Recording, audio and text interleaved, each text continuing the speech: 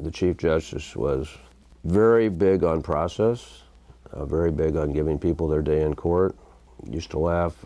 Civil cases weren't too complicated. There was liability and damages. Criminal cases had a whole variety of subjects. He'd been a former assistant county attorney in Polk County before he went on the bench. Presided over jury trials in Polk County for over 20 years. Had an appreciation of both sides of the table and both areas of the practice, criminal law and the civil law. I think it's fair to say that he wanted to be certain that cases, for the most part, were decided on the merits and felt very strongly about that. He said more than once that the single most important thing that you do as a judge, and particularly as a Supreme Court justice, is you really are ultimately the ambassador for the whole legal system. And he took that role very seriously.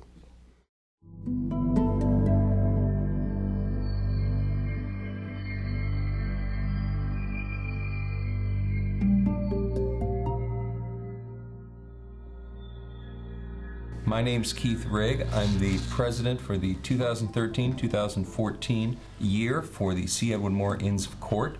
We have been speaking to some of the founding members about their recollections both of the Inn's founding as well as C. Edwin Moore the man. Today we're here to talk to former Chief Justice Robert Albee. Justice Albee, when the Inn was formed, obviously it was decided that his name should be what this inn is known by. How was that decision reached, and was it hard? Dwight James was really the person who got this the movement for this inn. He contacted me, and then we in turn contacted Federal District Judge William Stewart. The three of us met. I was advocating that it be C. Edwin Moore Inn. Dwight, I think, he was very comfortable with that, and Judge Stewart, I think, was especially comfortable with it because he had served on the Supreme Court with Chief Justice C. Edwin Moore, so they had a relationship, a collegial relationship from that, and it was a decision that was made without much discussion, and we just went forward with the rest of the planning. And to epitomize the goals of the inn, would that be the person that you would think of first? Oh yes, yes. As far as from the judiciary part of it, yes. He was really, for me, he was an inspiration. Explain to everybody a little bit of your career. I entered the practice of law in 1955, having been a graduate of Drake University Law School. I practiced for about 20 years, mostly a civil litigation practice. In 1975, I received an appointment to the district court. About a year and a half into that experience, the Iowa Court of Appeals was established by the legislature, and I had the opportunity to be a member of that first court. We convened for the first time, as I recall, in around November 1st, 1976. Five-member court, and at that time the others selected me the chief judge. In 1978 there were 3 vacancies on the Iowa Supreme Court because of mandatory retirements, and the first being Justice Larry Mason from Mason City. I was appointed to fill his vacancy and moved on to the Supreme Court at that time. After a number of years as a member of the Supreme Court, I made the decision to return to my former law firm and complete my practice years there. And that law firm was Allers & Cooney, correct? Yes, they attached my name to it at one time. Correct. Currently, Allers & Cooney. Correct. Let's talk a little bit about C. Edwin Moore. You knew him as a person. When did you first meet him? I met Chief Moore, it would be in 1954, as a senior law student at Drake Law School. At that time, District Judge Moore taught a class on, I think they called it trial practice. It was a required course. And we met with Judge Moore at the Polk County Courthouse in one of the courtrooms in the evening for that course. And that was an entire year course. So I met him at that time. My understanding is he was fairly tall, about 6 foot tall. Yes, Judge Moore was probably around 6 feet. He was a robust person, not overweight or anything like that. Very, very energetic. Moved steadfastly and presented a good appearance. And it's also my understanding that he grew up in the east side of Des Moines, and one of his enduring passions was for Lee Township. That's correct. He was a native of that area. His father had been a streetcar conductor, and Judge Moore was born and raised and went to East High School. He used to like to say it's Lee Township against the world. Did you, after you graduated, after you became licensed, did you practice in front of him? Yes, I did. I was before him quite frequently, either as a second chair to one of the senior members in the firm where I was associated, or in time I tried a number of cases before him myself over the years before he went on the Supreme Court. Let's talk about him meeting your wife. Well, that's an anecdote that I've always enjoyed. In July of 1959, I was in his courtroom in a bench trial. We had spent the day trying the case. Then we were back the next morning. It was very warm. It was hot. We were all without our jackets. And along about the mid-morning recess, Judge Moore announced the recess and leaned over and said, Bob, I want to talk to you. Well, of course, I wondered. He was a constructive critic at times, and so I approached the bench, and he said, I saw you at the ball game last night. This would be down at what was then Sec Taylor Stadium. He said, she looked pretty good to me. I think you ought to follow up. Well, at that time, I was unmarried. Well, a year later, I married her. So I've always contended that I was married as a result of a court decree. I entered the practice, as I said, in 1955. He was appointed to the Supreme Court in 1962. So there was a 7-year interim. And obviously there have been quite a bit of differences in Des Moines from the mid-50s to now. Remarkable. What was the courthouse like then? The courthouse was open. Security was unheard of. There was no air conditioning, so it got pretty warm in the summertime. There were 6 district judges when I entered the practice. All of the court reporters except one were shorthand reporters. There was one young court reporter who used machines along the lines that are currently used, and we were all a little suspicious of that machine. Things were pretty casual. The judges didn't wear robes, so that if you had a summer case, which was unusual, the judge would come out and with his coat off and invite everybody else to remove theirs.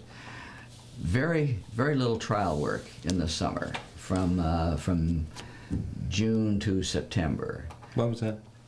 There were 6 judges. 3 of them took a vacation, and the other 3 remained on and handled some criminal matters.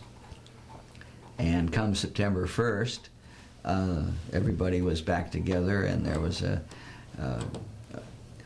case call, I've forgotten the word for it, where we all assembled in a courtroom with a list of civil cases and tried to figure out who was ready and who wasn't, and there were some interesting reasons presented for not being ready for cases.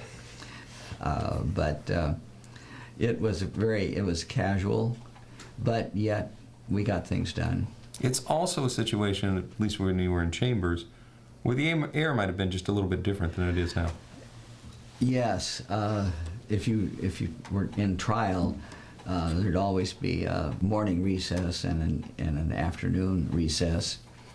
And the judges, for the most part, would invite you back into chambers, and it got kind of blue in there from smoke. Some coffee was usually available, and some joking that would take place. Also, some serious matters would be discussed, evidentiary issues, or later, of course, in a case, we would be going over instructions in chambers. From your experience with Judge Moore as a trial judge, were there any particular instances or stories that you remember? Well, first of all, he was a very, very good judge. He ran the courtroom with a firm but gentle touch, and he had a sense of humor.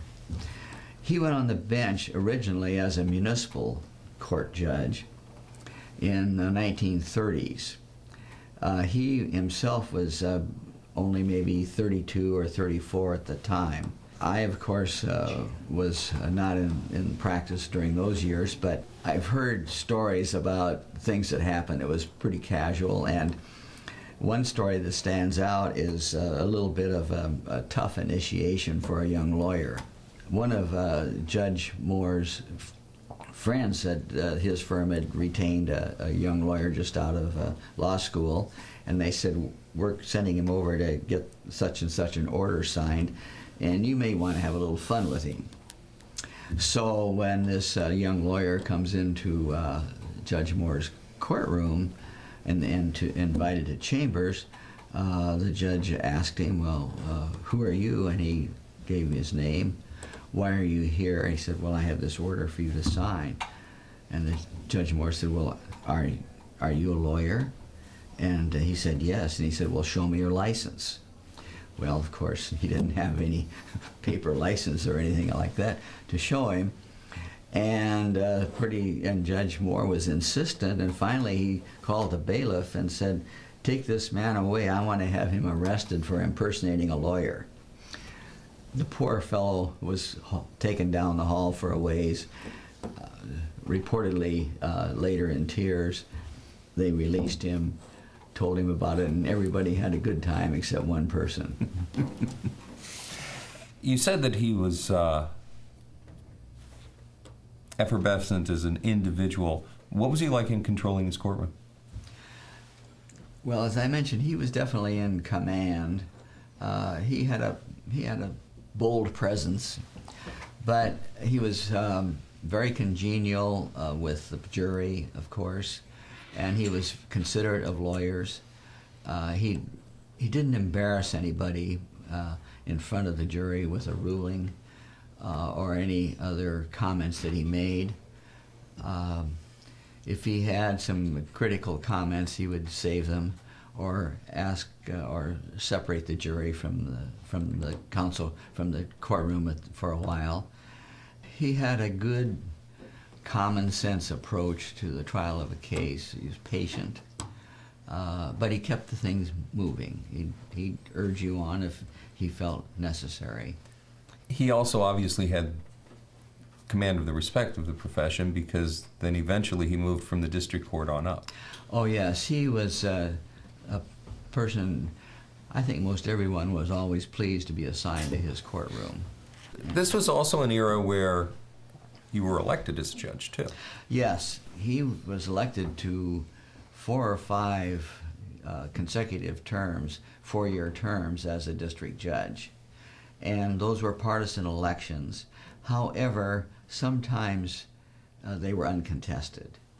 Not a lot of politics went into the judiciary until right at the end of, at least in Polk County, and until about 1958, we had a situation where a district judge was not reelected and someone replaced him. He then moved up to the Supreme Court. Yes, he was appointed. He had ambitions to go into the court. He was not subtle about that. And in 1962, there was a vacancy, and he was appointed by Governor Norman Irby. That was just before the effective date of the constitutional amendment, which removed judges from the political process, which actually happened at the election later that year, effective for beginning 1963. So he was one of the last elected judges. Yes. He had a good political sense. He came out of that atmosphere in Lee Township and in running for a judgeship on the municipal court, and ultimately moving to the district court. What's your recollections of him as a Supreme Court justice? Well, he was just a good, sound, practical justice in that respect. At the time that he went on the court, the Supreme Court did not have clerks, so they were drafting their own decisions without aid of a clerk. They had to depend on the briefs of the parties, perhaps some independent research. And research in those days would be you went to the law library and pulled out books. Oh, yes, yes. And then you sat down at a typewriter. Yes, or wrote it longhand. Or wrote it longhand, or there was some dictation too. But I think most of the justices used the long yellow pad to draft their decisions. It was later in the 1960s when law clerks first became available. It was all a part of the change in the court and the judicial system with the new law becoming effective in 1963. In earlier years, the Supreme Court, the Chief Justice changed every 6 months. There was just an evolution. Everybody sort of took their turn. But I'm going to say around the 1960s, it became a one position. I think with the new law, it was decided that the court would select their own chief. And the first one was the Chief Justice Garfield. And Chief Moore became the Chief Justice late in the 1960s, after he'd been on the court for several years. And he served as such until he reached mandatory retirement in 1978. Mandatory retirement for Chief Moore was age 75. The law provided for age 72 being mandatory retirement, but people who were, quote, grandfathered in were given until age 75. He was also part of a lot of innovations during that time for the judicial system in Iowa, wasn't he? Chief Moore was not a person who was satisfied just to carry on the status quo. In a paper I presented a few years ago, I enumerated some of the developments that he either invoked or was involved in making them come into place. What were some of those developments? I've got a list here, and it's easier for me to refer to the list. Fine. In 1971, we had 18 judicial districts, and those were converted into 8 for purposes of administration and supervision by the court. There was also the establishment in 1971 of the position of state court administrator, and the creation of a central research staff to assist the court in handling appellate caseload. As a part of adoption of the unified trial court system, with the aid of the legislature, abolished were the justice of peace courts, which were in use during my early years, mayor's courts, police courts, and municipal courts. In 1973, he promoted the adoption of the Iowa Code of Judicial conduct, which was new for our state. He was an advocate of the creation of the Client Security Fund and the Attorney Disciplinary Commission, also in 1973. And in 1973, the establishment of a continuing legal education requirement. He was a promoter of the establishment of the Iowa Court of Appeals, citing repeatedly the need for assistance in the appellate backlog, and that court was established in 1976. Meanwhile, the Iowa Supreme Court at that time being made up of 9 members, most of the cases were heard by divisions of 5 justices, so that of the 9, at some point in time you would probably be on 2 divisions for a month or so. So those are the things. As I said, he wasn't merely there to maintain the status quo. He wanted to modernize the court, and in doing so, improve the justice system. He was also widely regarded for the opinions he wrote, too. Yes, he wrote in my experience, a clear and reasonably concise opinion of those he authored. They weren't elaborate or treatises, but they were clear in defining the issues and deciding them. The political part also helped in forming majorities, I'm sure. Yes. I was only a member of the court for 3 weeks with him, but from what I know of the comments of other lawyers, he had a good way of pulling people together for consensus. However, allowing dissent where it was necessary. He was a good manager. You joined the Court of Appeals in 1976. Yes. Since the court was new then, what was the relationship between the Court of Appeals judges and the Supreme Court justices? Well, we were clearly subordinate to that court. The law required that we hear cases in bank, the 5 of us. The law provided, as it still does, that cases are appealed to the Supreme Court, but they are deferred or assigned to the jurisdiction of the Iowa Court of Appeals. The Iowa Court of Appeals decisions are final, except for those from which an application for further review is made, and the Supreme Court may or may not entertain those applications. For the most part, in the past at least, it's been a very small percentage that the Supreme Court took a look at once the Court of Appeals had decided a case. Once you got to the Court of Appeals, was it always kind of just its own entity, or was there much personal interaction between the Supreme Court personnel and the Court of Appeals personnel? There was very limited personal interaction. I had more because, being the chief of the Court of Appeals, there was a difficulty trying to establish space for the Court of Appeals in the Capitol building. And there were more meetings than I wanted to attend with legislative people and with the building and grounds superintendent.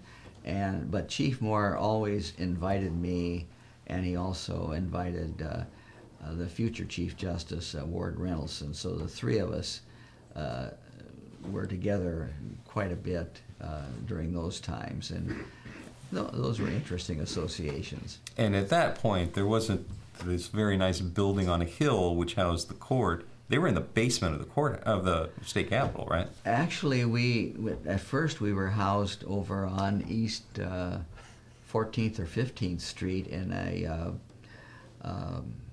sort of a strip mall location on the 2nd floor, and we had some downstairs space for law clerks. We had very limited library. Most of the research we had to go to the Capitol building for, and that that held true until the Secretary of Agriculture's offices moved into the Wallace building. And then we took those quarters, which were directly across the hall. So we weren't really in the basement. First floor then? We were on the first floor. floor, yeah, right across from the Supreme Court. But there was a definite separation. You, as you said, you served on the Supreme Court for 3 weeks with Justice Moore. Yes. In that brief time, did you have any assignments from it? Once my appointment was announced to the Supreme Court, I remained across the hall at the Court of Appeals to finish up some opinions that I was to author and to try to get everything completed so that I just didn't shove them off on someone else. But as I'm doing that, one day I get a call, and it's Chief Justice Moore, and he said, "Bob," he said, "you once told me that you'd be honored to serve on the court with me." And I said, "Yes, sir," and I certainly meant it. And he said, "Well, I tell you what I'm going to do. We've got 3 cases over here that are going to be submitted without oral argument. We need somebody to review the record and the briefs and propose an opinion or a decision for each." And he said, "I know you can handle them, they're no-brainers." Well, one of them, once went before the whole entire Supreme Court, ended up with my opinion becoming the dissent, and in either a 5-4 or 6-3 decision. I can't remember which. We were talking a little bit about his prowess as a politician. That came in handy as a judge in talking with the legislature, didn't it? Oh, yes, indeed. Chief Judge Moore was constantly going to the legislature for funds for the function of the judiciary. It was not an easy task, even though it's a separate branch. That branch was and is dependent on the legislature for that. Also, the governor's office usually had a role in approving what the legislature did or what the judiciary was asking. Judge Moore, coming from a political background, was good in that. He knew how to present and cajole legislators and the governor. He had a really good relationship with Governor Bob Ray, because Bob Ray, like me, had been one of his students in law school. So he knew his way around the Capitol building, and was very effective. And as I mentioned earlier, it was through his energies and ideas that the Iowa Court of Appeals was created. And he was able to get funding for that as well. Yes, he did, and eventually he got a space in the Capitol building. And in the Capitol building, that's an important thing, is to find space in the actual building, isn't it? That's correct, yeah. It's just a matter of practicality. That's where the cases are heard. That's where the research is done. It was very inconvenient to travel back and forth during the months that we were over on East 15th. Both of you also knew C. Edwin Moore. Oh, absolutely. What do you remember? He had one of the best grasp of the law from a practical standpoint,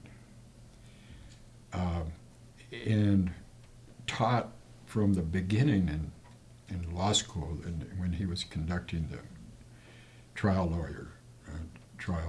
phase of our education. Civility. He started out that way, and explaining to us that you didn't have to sneak around and do stuff like that to be a good lawyer. As a matter of fact, he said you should be upfront and honest and do your work and be ready for trial when you walked into the pit. I had the honor of arguing to the Supreme Court of the state of Iowa the last case that he tried as a district court judge. and it was against Pete Donato, I think, was the plaintiff's, was the defense lawyer. It was a criminal case, and he was on the bench, but of course he couldn't participate. But he came down, shaking the old hand, and telling him what a great job I'd done. So that was kind of, Yeah. he was just a fantastic fellow. What do you remember of it? Well, I remember that he, again, he was a fellow who was well-grounded because he'd been elected as a municipal court judge and a district court judge. And, you know, at the municipal court level, he interacted with people at, you know, their most basic needs and levels. And he was kind and he was thoughtful, but he had a great sense of humor and a little bit of a rascal. He liked practical jokes, and but overall a very decent, kind, bright man. And a true East Sider. You bet. My first appearance was I was an assistant county attorney, and one of his old friends came in to have his client arraigned, and Judge Moore was on the bench, and of course I would have never thought of calling him anything but Judge Moore, and that if you didn't address him properly, you'd be in jail, and so here's this guy who is an East Sider, and one of his old pals, and he says, "Ed." I thought, oh my God, the world's going to come down. But they were pals, and I think everybody got a square shake. But he did like his East Side pals. I remember an anecdote. Tell you something about Judge Moore too. There was a lawyer here, was a few years ahead of me, who was pretty successful in the trial practice as representing mostly plaintiffs. A law school friend of his with an insurance company convinced him to defend a case one time for the insurance company. The case came in with a pretty good sized verdict for the plaintiff, and Judge Moore had taken the jury verdict and was calling the lawyers, and he called up this lawyer and he said, say, Dick, you're still getting those big verdicts. But the big verdict was against his client. Vinegar on that. Yeah, I forgot one thing I should never forget. I think he was responsible for my getting my job with the county attorney's office. I was just out of law school, and my dad took me over to meet Judge Moore, who I already knew, but on a different level. And we met in his chambers, and my dad said something to him about, you know, if you can help out or whatever it was. And I think he put in a word, and I got the job, and it was a really important thing in my career to get that first job. You know, he did the same for me. I was with the Attorney General's office. That's when I argued the case before the Supreme Court, right out of law school. Yeah. And the firm of Stewart, Crouch and Hopkins needed a new lawyer and a lawyer who could try lawsuits. C. Edwin called me into the court's chambers and said, I'm giving you this guy's name. His name's Babe Crouch. And you should call him on the phone, and he would like to interview you for a job. And I did, and they hired me. And that's when I entered the private practice of law 8 months after I graduated from law school. So C. Edwin Moore never forgot a friend. Yeah. Never. Yeah. David L. Brown was Chief Justice Moore's last clerk in 1978. Hear now from him. When Justice Moore started as a trial judge, in those days judges were elected, right? They were. Why don't you talk about kind of his recollections about that process? Oh, he had very profound recollections of that process.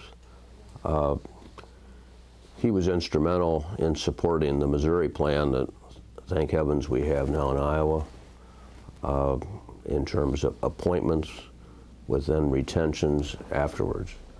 And he basically talked about a period of time when, depending on the winds of political fate, the district court bench could be literally cleared out by the voters in November, with the judges having very little chance to defend themselves against whatever charges were made, which brings real memories of recent issues with retentions. Only this was worse. This was on the ground really every election cycle.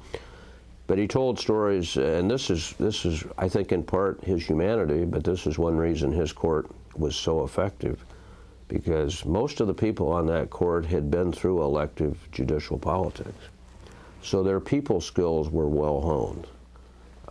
They were, if you think of the grace and the manner in which Governor Ray conducts himself, or you think of the grace in which Neil Smith conducts himself, all who grew up in this kind of rough and tumble era, well, they learned a lot of all of that from the real master of really retail politics, and that was C. Edwin Moore, who talked stories about standing in the Union lines outside of the different packing plants, or Firestone, or any place else, and he could go into that Union Hall and could talk to people in a way where he's one of them, because he was one of them. He grew up in the East Side, and he stayed in the East Side, and he basically had very much a connection to the people of his area,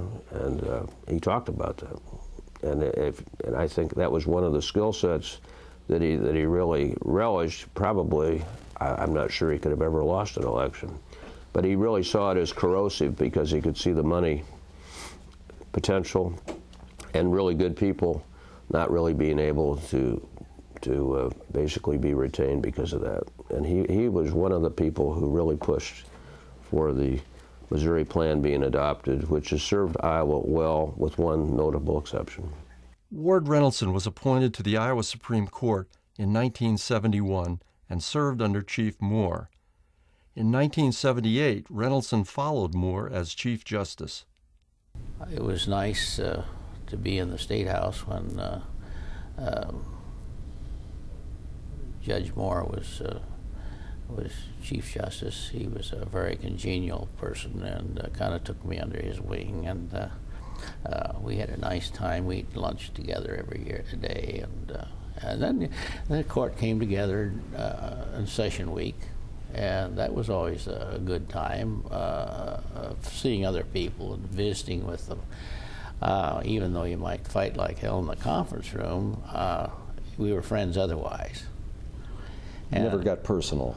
Yeah. The discussions about the law. Yeah, the day that we really voted out the cases and had our final arguments back and forth, we'd all go out that night with our spouses and have dinner, a little social hour dinner, and that kind of smoothed things over if there were any ruffled feathers, and it was a good thing. A Chief Justice who's trying to evoke some changes that require legislation has to be a politician in some part.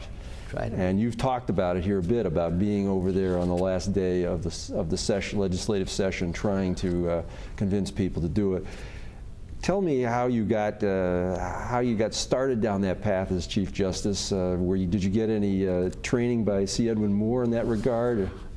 I was under his wing for a number of years, from 71 to 78, and it was watching him up close. It gave you a few clues. I was never as good as he was, but it gave you some ideas. Hear now from him as to some of the changes accomplished while he was on the court with Chief Moore. We did away with Justice of Peace, Mayor's Court, Police Courts, Superior Courts, and Municipal Courts. And we wound up with district court judges and associate district court judges and magistrates, and it was, I think, it was a good move. Following that change, there was also a requirement of lawyers to do mandatory continuing legal education? Were you part of that as well? Yes, I was a ringleader in that. Much to the disappointment, I think, of maybe some of my friends, but we mandated it not only for the lawyers but the judges, and I thought that was important that we get the judges involved. And we had, at the time, we had a poll that we did to the lawyers, the bar, and then there was a place for comments, and some of those comments you would have found amusing. For example, be sure to include the judges. They need it worse than the lawyers do, and this sort of thing, you know. It was an anonymous poll, I bet. Yes, it was. Also, the Client Security Fund was another change. Yeah, we were on that mandatory CLE. We were the second state in the union to adopt that, and in client security, we were the first state in the union to adopt the client security fund concept, and including the auditing of lawyers' trust accounts. And we appointed a person to go out and audit these accounts, and of course the first ones they audited were the Rendelson firm at Osceola, Iowa. Fortunately, no one wound up in jail. Louis A. Lavorato knew Chief Justice Moore first in his trial advocacy class and later became Chief Justice of the Iowa Supreme Court. Hear now from him. I always wanted to be a trial lawyer, and so I took everything that came through the door. I took it with the idea that hopefully I'd get enough business I could concentrate on just litigation, and that's what happened. I became a trial lawyer. Were there people who influenced you in that direction? You said you always wanted to be a trial lawyer. There are different areas of practice, of course, and the courtroom is itself a specialty. In those days, I didn't have any mentors except judges. And I used to go down, and if I had a problem or anything, I'd go down and talk to the judge, and they'd give me some good advice. And I'd try cases, and they critique my performances in these trials after the trials. So those people were my mentors, and they encouraged me to be a trial lawyer. One of my biggest mentors was former Chief Justice C. Edwin Moore. I call him my mentor. Anytime I had a problem, I could call him. I was honored to be a pallbearer at his funeral. That's how close I was to him. I'll give you a story about old Chief. When he retired, he came down. I was chief at the time, chief in Polk County, the 5th Judicial District. He came down to work. And I gave him he wanted to handle the post-conviction relief actions, and I gave him all those cases, and he did a beautiful job. I can remember one time, the Court of Appeals reversed one of his cases. And he was so angry. I said, well, Chief, don't give up yet. You know, there could be an application for further review to the Supreme Court. Take care of it. My God, that's what happened. There was an application for further review in the Supreme Court. They took it and affirmed his decision. Is that right? Yeah. He was quite a guy. Why don't you tell us a little bit about C. Edwin Moore? His engagement with young people was unbelievable. His engagement with the bench was terrific. His interaction with the political process was, I think, unmatched and has never been matched since. And I think the practicing bar really revered him. Thomas J. Shields, clerk for Federal District Court Judge William Stewart, who was on the Supreme Court with Chief Justice Moore and became a federal magistrate judge. He sent Judge Shields up to see Chief Justice Moore to apply for admission to the Iowa bar. Hear now from him. When we visited earlier, you told me a story about C. Edwin Moore and talking about Judge Stewart. Was that when you were sworn in as a new Iowa lawyer, or how did that go? No, that was a fun experience because obviously not being from Iowa and not knowing anyone here other than Judge Stewart and a few other people. But when I was applying to take the Iowa bar, I had to have my application signed by a judge of an Iowa court, and federal court didn't count.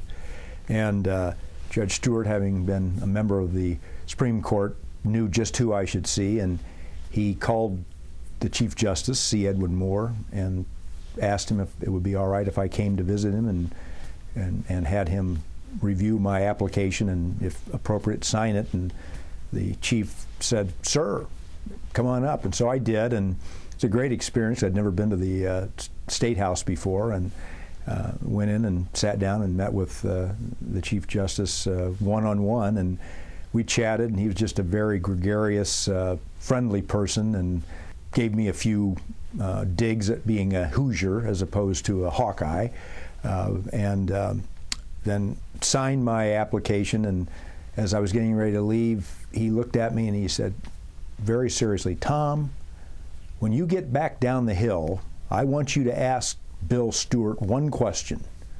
Why would any judge of the highest court of the state leave it for the lowest federal court in the country?"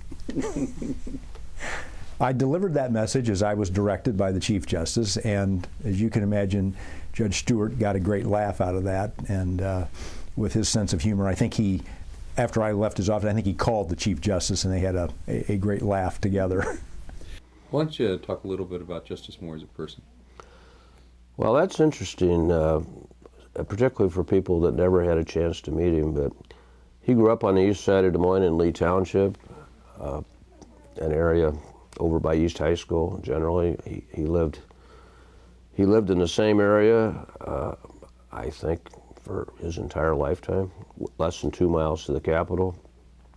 He could remember just about anything and everything about growing up there, attending East High School, going to Drake, knowing the people there. But people he went to high school with would actually come to the Capitol once in a while, and you'd have thought he was still in high school.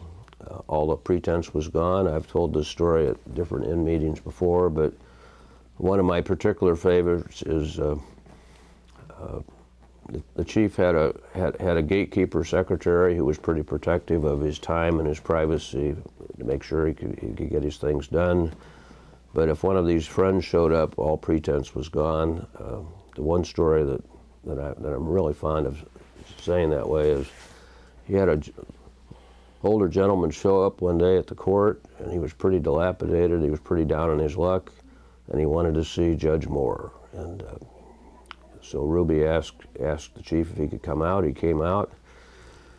Charlie, first thing he says to the Chief Justice is, he says, "Eddie, how are you?" And then he caught himself, and he basically said, "I'm sorry, Chief Justice Moore." And the chief said immediately, "Charlie, if you didn't call me Eddie, nobody'd call me Chief." And that was the kind of humble component he had, and that was no pretense. He was like that with everybody. And I do feel the other part that's interesting. We say this sometimes. Do we know the people in the clerk's office? Do we know the people in the building? Do we know the people that take care of offices? He not only knew them, actually he'd be there when they got there, and he'd be there when they left, and he would commend them on taking care of the people's building, as he called it. And this wasn't his space in the court. This wasn't his office. This was their space. So he was never too busy to basically bring these people back into his private chambers, give them what he called the cook's tour of the whole court complex, because he really felt very much that was part of what he should be doing, to basically tell the story to everybody. Michael Gartner was a former editor of the Des Moines Register and president of NBC News. He knew Chief Justice Moore in the former occupation. Hear now from him. I came out here in '74 to be the editor of the Register. And you got licensed here as well, correct? Well, yeah, I got waved in by the judge. And is that the first time that you'd met Justice Moore? No, I was. I'd been here several years, and I was in his court a lot. We were a pretty aggressive newspaper, and we were sued periodically, and so I was quite familiar with the Iowa Supreme Court at that time, and I'd run into him. And after I'd been here about 6 months, he called me and said, "I understand you're a lawyer." And I said, "Well, yeah." And he said, "Member of the New York Bar?" And I said, "Yes." He said, "Did you take and pass the bar?" And I said, "Yes." He said, "I'd like to swore you in to Iowa. And I said, you know, Judge, I took one bar and I will never ever take another bar exam as long as I live. He said, no. He said, we have reciprocity. I can waive you in. And I said, well, I don't want to do it. He said, why? And I said, I'm not going to practice law. I don't really want to do it. And so he called me back for 6 months. Well, I'd run into him and say, you know, and I said, no, Judge, I don't want to do it. So one time, probably 5 years later, he called and he said, I'm getting ready to retire, and before I retire, I want to swear you in to the Iowa bar. And I said, oh, Judge, I said, you know, I think it's too late. I think the reciprocity only lasts for so many years after you pass the bar in New York. He says, those are guidelines. I wrote them. Be in my court next Tuesday at 9. So I was in his court next Tuesday at 9, and I walked up, and all 9 justices were in their robes and in that beautiful old courtroom in the Capitol, and he had invited my family and the people I work with, and it turned into a lovely ceremony, and he swore me in, and he talked about the wonders of the First Amendment and how important free speech was and a free press was to America. And he went on, it was really, really lovely. And then he swore me in and dismissed court, and he said, now don't go away. So I said, okay. And so we walked over. I don't know if you remember the old courtroom in the Capitol and up on the hill, and he looked over downtown Des Moines, and you could see the Register and Tribune building, and he had his arm, he's a bear, kind of a bear of a man, you know, and he had his arm around me and put his foot up on the radiator or the windowsill or something, and he said, I can't tell you how many times I've looked out this window at that building, talking about the Register Tribune, and said, how could those guys have so missed the point of that brilliant decision we handed down yesterday? Or I've looked down and said, how can those editorial writers on the Tribune have just misunderstood the case that was argued here last week, you know? And he said, I didn't know what to do. And it bothered me, and he said, several years ago I came upon a solution. But he said, it's taken me years and years to get it done. But he said, I got it done today, and he gave me a great big squeeze, and he says, because as of today, you son of a bitch, you come under the rules of the Iowa Supreme Court. So that's how I got waved into the Iowa bar. And as you said, the Register, in particular in that time period that you were there, was very aggressive in making sure that news got covered, particularly in the courts. Well, we were more. It was a little bit different. That's true. Everything you say is true. But we had an in-house law firm that had 4 to 5 lawyers in it, run by my former colleague Gary Gerlach, and so we did 2 things. We told every small weekly and small radio station in the state, anytime they had a problem, call us, and we would take care of it for them at no fee, whether it was trying to get a city council meeting open or get a document or something like that, because we believed the state had to have that.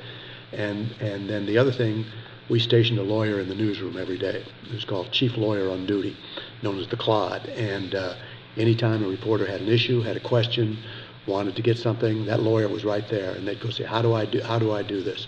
And then also there was a lot of preventive reading of copy before it got in the paper to say, well, yeah, you can't say that, you can say that, that person's litigious, you better be careful, and if you really want to beef it up, you can do this and everything. So the lawyers were an instrumental part of the news gathering and printing process, and that more than anything is what made the Register a really great newspaper in the 70s and 80s. It wasn't the editors, it was the publisher in that they were willing to spend that money, but it was great reporters and great lawyers.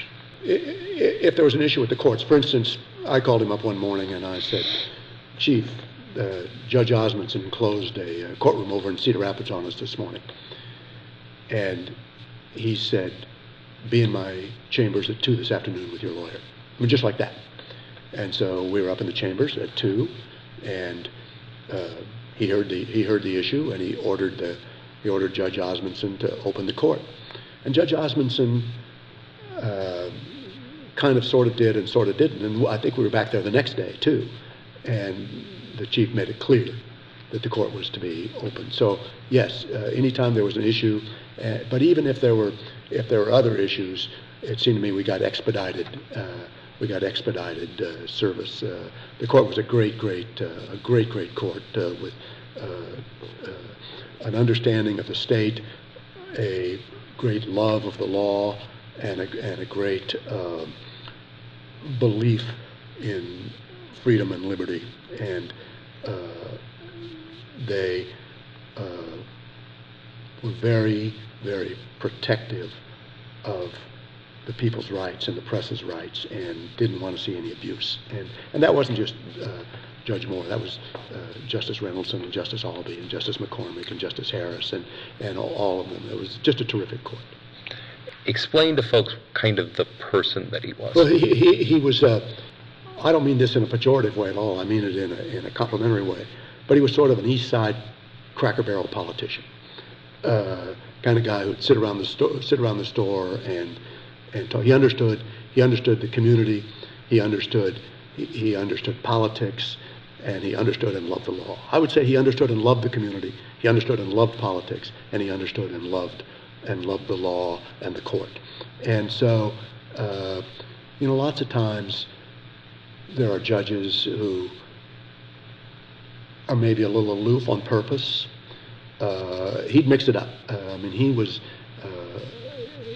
was an ordinary guy. Even after he became Chief Justice, he was an ordinary guy. And always proud to be an East Sider. Yeah, very, very proud to be an East Sider. Lee Township against the world, and he was extremely proud to be from Lee Township. Since the creation of the Inn, in particular in the first meeting of the year, we've had the opportunity to hear from you many years, where you have explained your time with Justice Moore and who he was as a person. What kind of legacy do you think this Inn creates by keeping his name alive with it? I do tell this one story when I'm given the opportunity to speak at the Inn of the story of Abe Bass, which is really one of my favorites. Abe Bass was an older lawyer from Cedar Rapids who had survived the Holocaust. And he came to America and set up a practice in Cedar Rapids. Had a good career, brought his grandson to the Capitol in the summertime one year, and he wanted his grandson to see the courthouse, wanted him to see the court.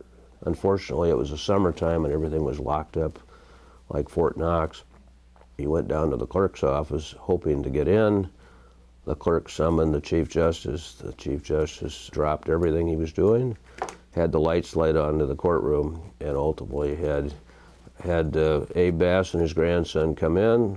Court was announced by the clerk of court. Essentially went this way: young man, would you come up and approach the bench? Tell me who you are. Tell me why you're here. And he heard the little boy out. He was about 10 years old. And actually, he then said, well, young man, now I have a little something to tell you. Your grandpa is a fine man, and he's a wonderful, wonderful lawyer. We're very proud of him, proud to have him here. We're so proud to have you in our courtroom today. And then you can now close court. That gentleman and that little boy told that story to an awful lot of people for a very long time. He'd survived really the Holocaust and was almost exterminated. And he would always say, only in America, only in America. But it wasn't just only in America, only C. Edwin Moore could have pulled that off. And there were many stories like that over decades. That's one of my favorites.